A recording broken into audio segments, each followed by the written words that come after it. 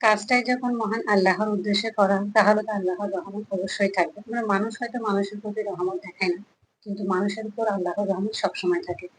তো আসসালামু আলাইকুম। আজকের ভিডিওটা হচ্ছে আমার মহরমে যা রান্না করেছিলাম, যদিও খুব দেরিতে আপলোড করছি, কিন্তু কিছু করার নাই। যেটা আমি আসলে আপনাদেরকে সবসময় বলে থাকি, লং ভিডিওগুলো একটু আপলোড করতে অনেকটাই সময় লেগে যায়। তো যাই হোক, এদিকে গরুর মাংস বের করে নিয়েছি, আর হচ্ছে শ্বশুর আব্বু সকাল সকাল কিন্তু মুরগি নিয়ে আসছে, আর সাথে হচ্ছে আদা রসুন, যেহেতু একদমই কিছুই ছিল না, আদা রসুন শেষ হয়ে গেছে। আর আমার সাথে যা হয় সবসময় যেটা একই, এই যে আমি যখন কোনো কাজে করতে যাবো খুব তাড়াহুড়ো করে, তখন দেখা যায় এই যে পলিথিনের দিকটা একদমই তুলতে পারি না। তো কিছু করার নাই, সব কাজে তো আর ধৈর্য করে করা যায় না, ধৈর্য না থাকলে ঠিক এভাবে করে ফেলি। এটা আসলে সবার সাথে হয় কিনা জানি না, আমার সাথে হয়। তো আমি এভাবে ছিঁড়ে ফেলে নিয়ে ফেলি। তো আসলে এটা করতে হয়, কারণ কাজের ক্ষেত্রে দেখা যায় কি এগুলো না করলে আসলে হয় না। অনেক সময় হয় আমাদের কাজে খুব তাড়াহুড়ো থাকে, তখন দেখা যায় কি আর পলিথিনটা সুন্দর মতো ছিঁড়বো, এটা হয় না। তো যাই হোক, এদিকে হচ্ছে আদা রসুন গুলো বের করে নিয়েছি, আর মাশাআল্লাহ আদা রসুন গুলো কিন্তু খুব সুন্দর। আর সেই সাথে হচ্ছে পেঁয়াজ, ওই যে বললাম না কোনো কিছু একদম ছিল না, মানে সবকিছু শেষের পথে। সেজন্য কিন্তু শ্বশুর আব্বা একদিন সকাল সকাল দিয়ে বাজার সাজার সবকিছু নিয়ে আসে, যেহেতু আজকে গরমে রান্না বান্না করে আমার মামার বাসায় পাঠাবো, সেজন্য সবকিছু একটু বেশি বেশি লাগবে। তাই রান্নার কাজগুলো একদম সকাল থেকে শুরু করে দিয়েছি। এই যে আমি এখানে আদাগুলো একটু বড় এটাতে নিয়ে নিচ্ছি, যেহেতু ওটাকে ছোট সবগুলো ধরতেছে না। আর এই যে রসুনগুলো মাশাআল্লাহ খুবই সুন্দর। একটু এদিকে চিন্তা করতেছি এতগুলো কাজের মাঝখানে আজকে এগুলো কিভাবে করবো। যাই হোক, আল্লাহর রহমত অবশ্যই থাকবে। আর রহমতের কথা বলতে বলতে কিন্তু আল্লাহ তার বান্দার উপর ঠিকই রহমত করে দিয়েছেন। এই যে ওনাকে যাকে দেখতে পাচ্ছেন, উনি আসলে আমাদের একজন আপা হন। মানে আমার শাশুড়ি মায়ের অনেক আগে থেকে পরিচিত, ওনারা যেখানে ছিলেন সেখান থেকে। তো উনি সকালে কিন্তু আসছে আজকে। তো এসেই কিন্তু রান্নাঘরে এসে আমার এখানে মুরগিগুলো কেটে দিয়েছেন, যদিও ওনাকে আমি বলি নাই, কিন্তু উনি নিজ থেকেই করা শুরু করে দিয়েছেন। আসলে যারা কাজ করতে ভালোবাসেন তারা যেকোনো অবস্থায় কাজ করতে পছন্দ করেন।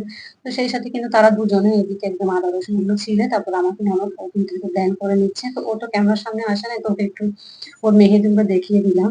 তো মাশাআল্লাহ মেহেদিগুলো কিন্তু সুন্দর হয়েছে। সেই সাথে কিন্তু এদিকে আদা রসুন গুলা হয়ে গেছে একদম। বক্স ভরে ভর্তি করে নিয়েছি। আর সবচেয়ে মজার বিষয় হচ্ছে শ্বশুর আব্বু কিন্তু একদমই বলে দিয়েছে যে এই আদা রসুন দিয়ে আমার কিন্তু ৩ মাস চালাতে হবে। এখন আমায় কিন্তু সেভাবে চলতে হবে, চিন্তার একটা বিষয়। যাই হোক, আমি কিন্তু ওদিকে কাজ সামলিয়ে এদিকে রান্নাঘরে এসে সবকিছু একদম পরিপাটি করে গুছিয়ে নিয়েছি। মানে গরুর মাংসগুলো একদম কেটে দিয়ে পরিষ্কার করে নিয়েছি। সেই সাথে হচ্ছে এদিকে মুরগির মাংসগুলো আমি ধুয়ে নিয়েছি। আর রান্নার কাজে কিন্তু, যেকোনো রান্নার কাজে কিন্তু আগে যদি একটু সবকিছু গুছিয়ে নেওয়া হয় তাহলে কিন্তু রান্নাটা করতে খুবই সহজ হয়ে যায়। আসলে রান্না-বান্না করতে সময় লাগে না, রান্না বসাতে সময় লাগে না, শুধু সবকিছু জোগাড় করতেই সময় লাগে। তো আমি এদিকে সবকিছু সুন্দর মতো নিয়েছি। এখন চুলায় বসিয়ে দিব। ১ম এ কিন্তু আমি মুরগির মাংসগুলো বসাবো। সেজন্য দিতে হচ্ছে তেল বসিয়ে দিয়েছি। আর সাথে এখন আস্ত কিছু গরম মসলা দিয়ে একটু পেঁয়াজগুলো দিয়ে এখন ভালো মতো নেড়ে-চেড়ে নিচ্ছি। এরপর এখানে আদা রসুন বাটা দিয়ে দিচ্ছি। আদা রসুন বাটা দিয়ে কিন্তু আমি আবারও ভালো মতো একটু নেড়ে-চেড়ে নিচ্ছি। তারপর আমরা মুরগির মাংস রান্না করার জন্য যেসব শুকনো উপকরণগুলো ব্যবহার করে থাকি, এগুলো দিয়ে কিন্তু আমি একে একে দিয়ে দিচ্ছি। মানে স্বাদ অনুযায়ী মরিচের গুঁড়ো, হলুদের গুঁড়ো, মসলার গুঁড়ো সবকিছু দিয়ে কিন্তু আমি ভালো মতো একটু পানি দিয়ে ভালো মতো একটু নেড়ে-চেড়ে কষিয়ে নিব। কষানো হয়ে গেলে এখানে আমি দিয়ে দিব স্বাদ অনুযায়ী লবণ। লবণ দিয়ে কিন্তু আমি আবারও সবকিছু ভালো মতো একটু নেড়ে-চেড়ে কষিয়ে নিব। আসলে মুরগির মাংস আমরা সচরাচর যেভাবে রান্না করি ঠিক সেভাবে আমি রান্না করে নিচ্ছি। তবে আজকে আমি মুরগির মাংসগুলো একটু ভুনা ভুনা করে রান্না করবো, যেহেতু খিচুড়ি ভাতের সাথে খেতে এটা খুবই ভালো লাগে। এটা আমার কিন্তু একদম কষানো হয়ে গেছে। এখন আমি ঢাকনা দিয়ে এদিকে রান্না করে নিচ্ছি। তো আমি ঢাকনাটা খুলে কিন্তু আবারও সবকিছু একটু ভালো মতো নেড়ে-চেড়ে দিচ্ছি। যদিও একটু বড় পাতিলে বসিয়েছি, মাংসের পরিমাণটা একটু বেশি ছিল, একটু নাড়াচাড়া করতে কষ্ট হচ্ছে।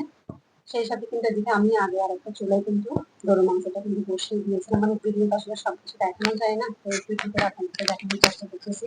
তো গরুর মাংসগুলো যখন কষানো একদমই হয়ে গেছে, আর এরপর আমি দিচ্ছি আলুগুলো। যেহেতু আলু বড় দিলে ভালো হয়, আলুগুলো কিন্তু দেখা যায় একদম গলে যায়। তো গরুর মাংসগুলো একদম কষানো হয়ে গেছে। এখন আমি এখানে পরিমাণ মতো পানি দিয়ে দিচ্ছি। মানে আমি যতটুকু পানি ব্যবহার করবো, ঝোল রাখবো ঠিক সে অনুযায়ী। তো এদিকে গরুর মাংস হতে হতে কিন্তু আমার এদিকে চিকেনটা ফ্রাই হয়ে এসেছে। আমি এখানে কিছু টমেটো কুচি, সাথে হচ্ছে কাঁচামরিচ, ধনেপাতা দিব, সেজন্য এগুলো কেটে নিয়েছি। এখন এর উপরে দিয়ে কিন্তু দিয়ে দিচ্ছি।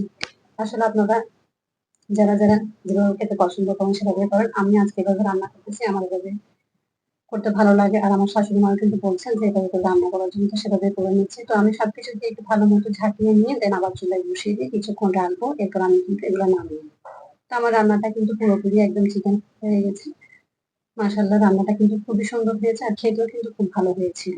এই তো এরপর আমি এদিকে কিন্তু গরুর মাংসটা হয়ে এসেছে, তার মধ্যে একটু করে ধনেপাতা, মানে আমাদের রান্না শেষে আমরা যে ধনেপাতাটা ব্যবহার করি ওটা দিয়ে দিচ্ছি আর কি। ওটা দিলে আলাদা একটা ফ্লেভার আসে, খেতেও ভালো লাগে, দেখতেও তো খুবই সুন্দর লাগে। তো এদিকে গরুর মাংস রান্না হয়ে গেলে কিন্তু আমি খিচুড়ি রান্না করার জন্য একটু কিছু ডাল ভেজে নিচ্ছি। আর এগুলো যেহেতু দোকান থেকে নিয়ে আসছিল তো আগে একটু ভেজে নিচ্ছি। আর সেই সাথে কিন্তু এদিকে ডিমগুলো একদম ছিলা হয়ে গেছে, মানে আমার ননদ আর মেয়ে ছিলে নিয়েছিল। আর আমি এখানে কিন্তু বাসা থেকে আরো কিছু ডাল ব্যবহার করেছি, মানে মসুরের ডাল, সেই সাথে মুগ ডাল আর মটরের ডাল। তো এখন আমি ডালগুলো ভালো মতো কষিয়ে নিয়ে দেন হচ্ছে এখানে সিদ্ধ চাল দিয়ে দিচ্ছি। যেহেতু আমরা বাসায় সবাই সিদ্ধ চাল খাই, সেজন্য কিন্তু আমি খিচুড়ি রান্না করতে সিদ্ধ চালটা ব্যবহার করি। এই তো আমার চাল ডাল সবকিছু ভালো মতো কষানো হয়ে গেছে। আর খিচুড়ি রান্নায় কিন্তু যত সুন্দর ভাবে খিচুড়িটা ভালো মতো একদম চাল ডাল ভালো মতো কষানো হয়, খিচুড়ি রান্নাটা কিন্তু ততটাই বেশি ঝরঝরে হয়, খেতেও ভালো লাগে। তো আমার কিন্তু একদম আমি এখানে হয়ে গেছে। আমি এখন পরিমাণ মতো পানি দিচ্ছি, যেহেতু সিদ্ধ চালের ভাত একটু ঝোলের পরিমাণটা একটু বেশি লাগবে পানি। তো একটু বেশি পরিমাণে পানি দিয়ে চুলায় ঢাকনা দিয়ে এখন আমি এটা রান্না করে নিব। আর এই পাশে কিন্তু এদিকে আমি এখন ডিমগুলো ভেজে নিব, যেহেতু অনেকগুলো একটু ভাজতে সময় লাগবে। আর রান্নাটাও যেহেতু খুব তাড়াতাড়ি করতে হবে, যেহেতু মানুষের বাসায় বিকেলে পাঠাবো সেজন্য। তো আমি এখানে সামান্য একটু হলুদ দিয়ে কিন্তু ভেজে নিচ্ছি। আসলে হলুদ দিলে ডিমের কালারটা খুব সুন্দর হয় আর দেখতেও খুব ভালো লাগে। তো আমি একে একে করে কিন্তু ডিম সবগুলো ভেজে নিচ্ছি। এদিকে আমার ডিম ভাজাগুলো হয়ে এসেছে। আর সেই তেলের মধ্যে কিন্তু আমি কিছু পেঁয়াজ বেরেস্তা ভেজে নিচ্ছি। খিচুড়ি রান্নার উপর ভাতের উপর দিলে কিন্তু দেখতে খুব ভালো লাগবে। তো এইদিকে কিন্তু রান্নাটা প্রায় হয়ে এসেছে, আমি একটু নেড়ে চেড়ে দিচ্ছি।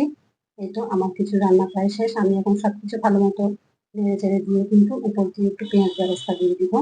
এতে করে কিন্তু খিচুড়ি থেকে আলাদা সুন্দর একটা ফ্লেভার পাওয়া যায় আর দেখতেও ভালো লাগে। আর রান্নার আসল মজাই হচ্ছে সৌন্দর্য, মানে জিনিস যদি দেখতে সুন্দর লাগে সেটা কিন্তু খেতেও খুব ভালো লাগে।